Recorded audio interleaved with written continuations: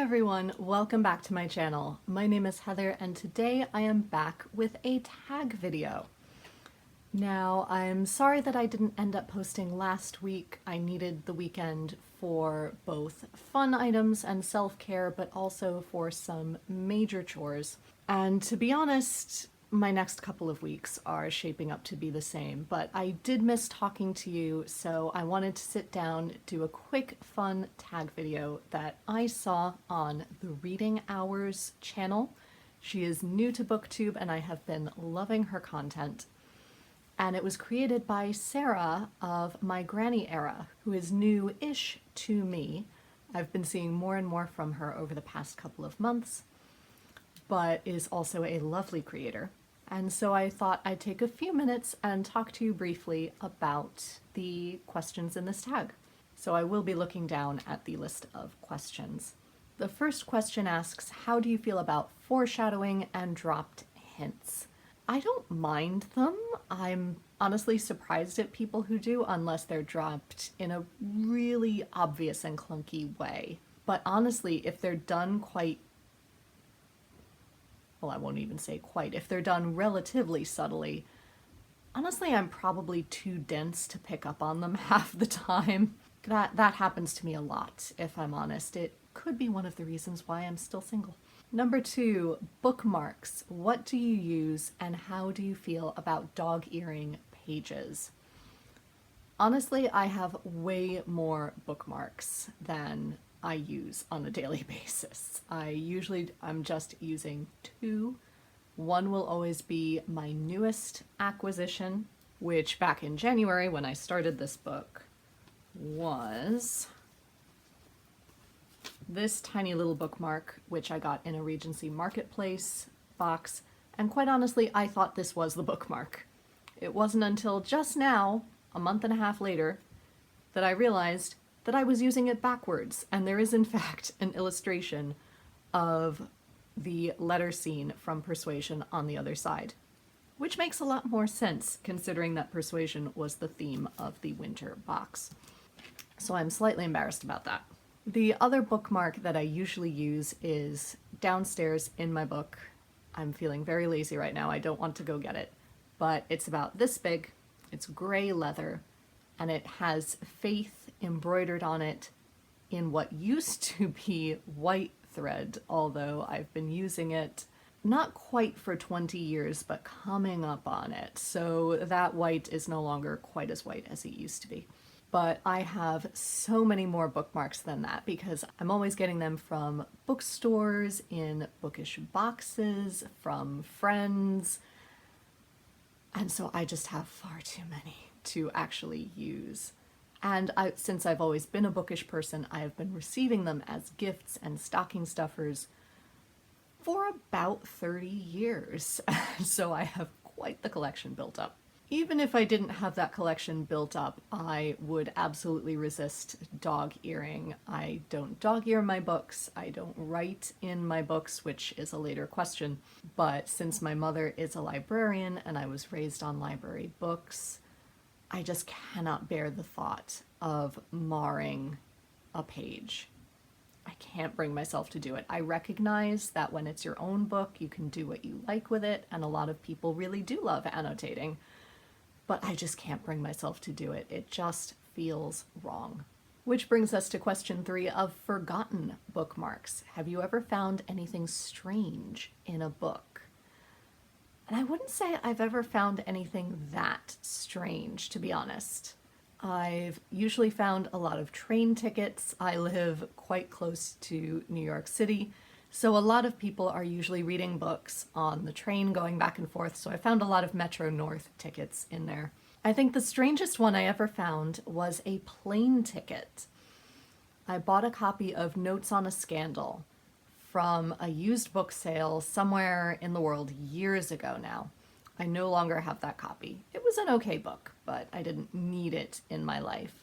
But because it was a British edition of that book, I discovered that someone had left a Ryanair plane ticket in it as a bookmark after I got it home, which was honestly kind of nice. I've flown Ryanair myself, and if you know Rod Gilbert's sketch about how his luggage was lost on a Ryanair flight, opening it up and seeing that plane ticket in it just made me smile and giggle no end. So that was a lovely find.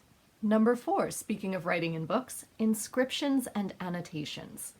How do you feel about writing in books, and how do you annotate if you do? Like I said earlier, I can't bring myself to write in a book. I absolutely do not annotate my books. If I ever had to in school, I would get those long and thin Post-it notes and put those in and write a quick note on on that sticky tab, and then pull them out once we were done and I had to hand the book back in, but I could not do it. Or I'd make notes in a notebook alongside and then bring my notebook to class and say, on page 79 there was this line and I thought this about it.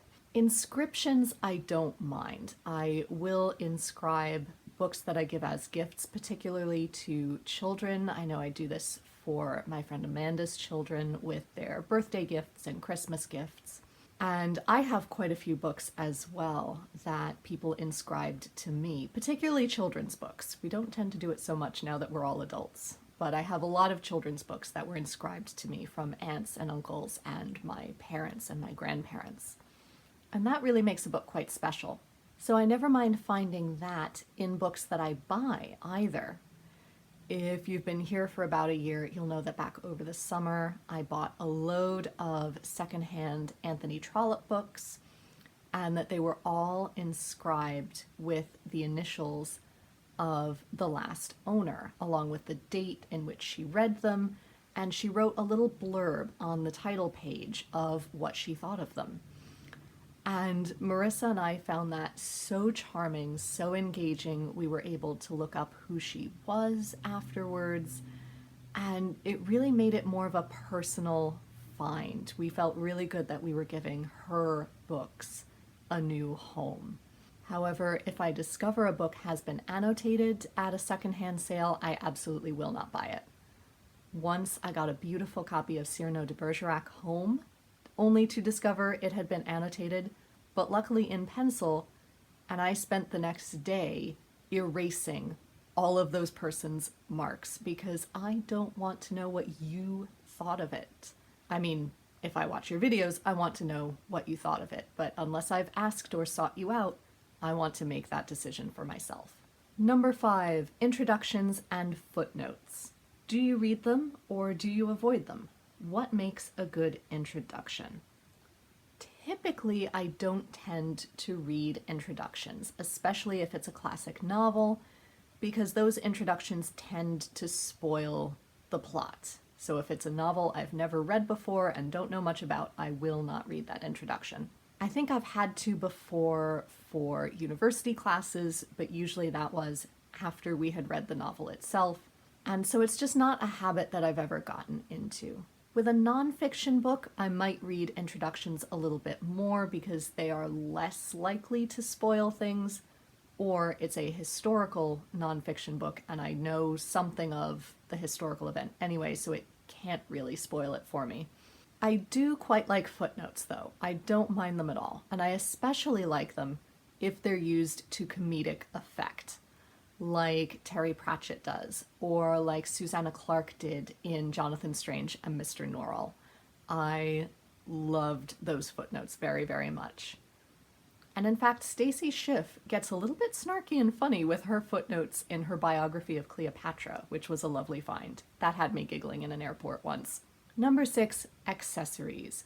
Do you use or own bookish accessories? I own quite a few. In the age where book sleeves were all the rage, I bought tons of book sleeves, or was given book sleeves, so I now have about 3 or 4 solid book sleeves.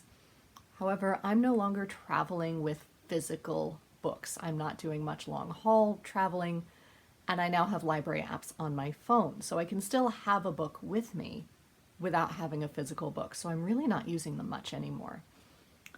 I also have things like this little page holder, which you're supposed to be able to use like so. So if you have a paperback that you want to hold open with one hand, but you don't want to wear out or hurt your fingers, you put this right in the center there, and then put your thumb through the hole in the center, and it will hold the book open for you.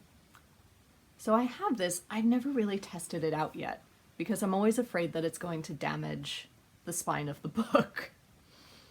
Or I get through the whole book and then remember I have it and it was a secondhand book that's not really in danger of being damaged, but it's too late. I've read it. It's too late to try it out. So I haven't used this very frequently.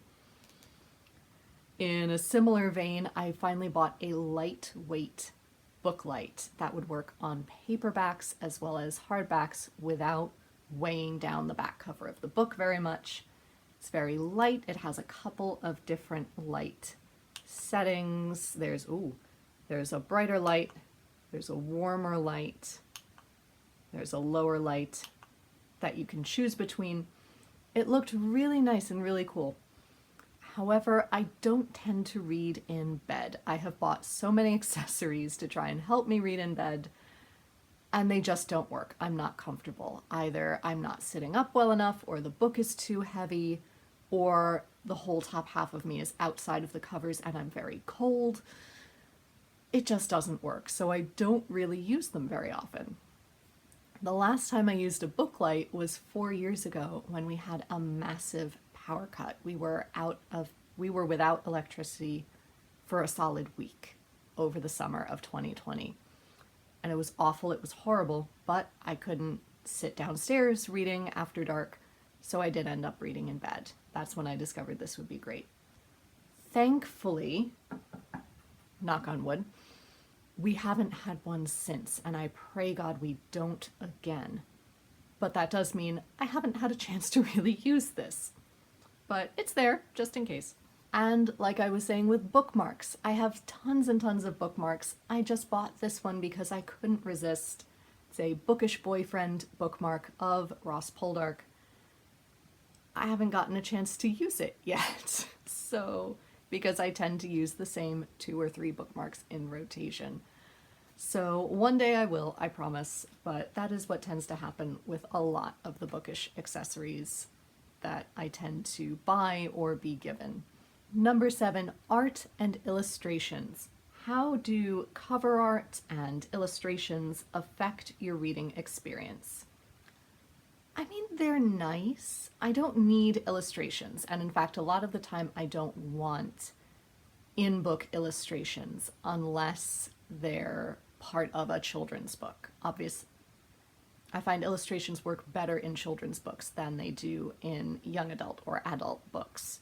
And of course, I think we are all suckers for a beautifully designed book. But it's not necessary to my experience. If it's a book I really think I will love, or if it's a classic author that I know I love and I'm looking to collect all of their works, I really don't mind what design the shape is in or what publisher it came from. Which brings us to number 8, format. What kind of book do you prefer? Hardback, paperback, digital, audio? If it comes down to it, I do tend to prefer physical books most of the time. If I'm feeling slumpy, I do tend to like ebooks, as reading an ebook feels very similar to scrolling on a phone, so for some reason that works with a book slumpy brain. I do quite like audiobooks. I am usually listening to an audiobook, especially during the 9 months that I am teaching. But when it comes down to it, I will refer you to Elizabeth Wheatley's latest Book Goblin sketch. If you have not seen her on TikTok or YouTube Shorts, I adore her. She is an author herself, but she created the character of Book Goblin, who is, I think, very relatable for any bookish person. And when Book Goblin was faced with this question of what kind of book do you prefer, Book Goblin's answer was, book is book, which I think is honestly the right answer, and it's certainly my ultimate answer. Question 9 is to tag some people, and once again, if you've been here for any length of time, you know that I always chicken out at this point and say, if you are inspired to do this tag, please do this tag. I don't enjoy picking specific people. However, I will say if you are inspired and you choose to do this tag, please tag me as well so I can see your work and chat with you in the comments. And, or if not, let me know your answers in the comments below, and I would love to chat with you about them there. Until next time, be safe, be well, and happy reading. Bye everyone.